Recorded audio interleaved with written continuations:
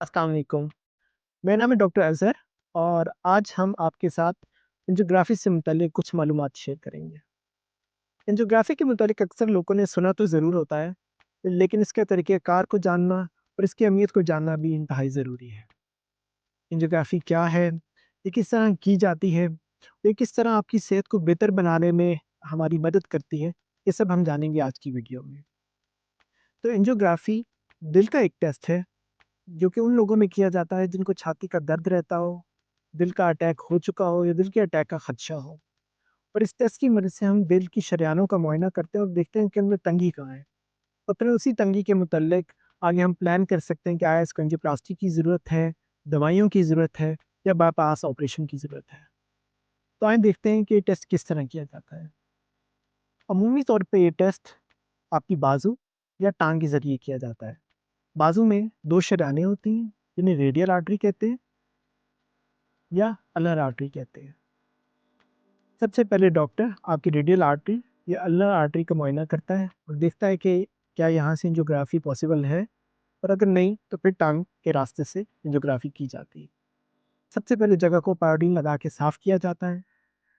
इसके बाद एक कपड़ा डाल दिया जाता है और सिर्फ आपका हाथ उससे नज़र आता है। इसके बाद इस जगह को जहाँ से हमने एंजियोग्राफी करनी है, एक इंजेक्शन लगा के सुन्न कर दिया जाता है।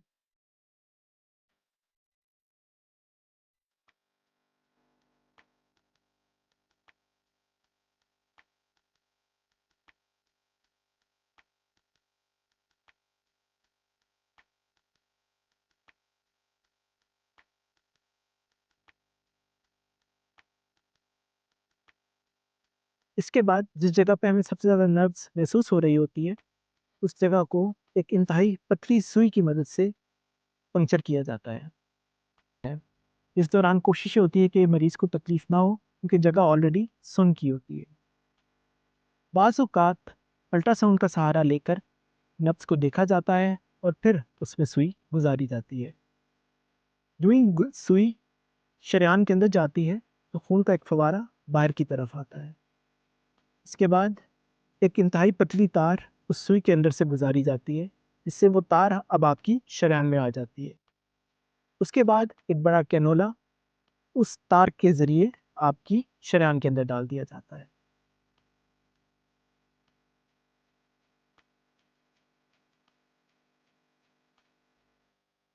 पर अब ख़ास किस्म के पाइप जिन्हें कैथीटर कहा जाता है, उनको एक तार के ऊपर आपके दिल के अंदर पहुँचाया जाता है।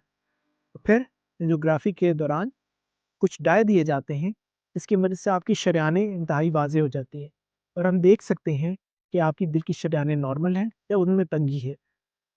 अमूमी तौर पे दिल की 3 बड़ी आर्टरीज़ समझी जाती हैं, जिनमें left anterior descending artery, left circumflex artery और राइट कोरोनरी आर्टरी होते हैं। और फिर इन शरेयानों को देखने के बाद फैसला किया जाता है कि इनमें स्टेंट डालने की ज़रूरत है या नहीं। इस तमाम प्रोसीजर के ज़रिए हम दिल की शरेयानों की तंगी जान सकते हैं, हम हार्ट अटैक का खदशा जान सकते हैं और हम ये जान सकते हैं कि आया मरीज़ को ये दर्द होता है या साँस फूलता है, वो दिल की वजह से या किसी और वजह से।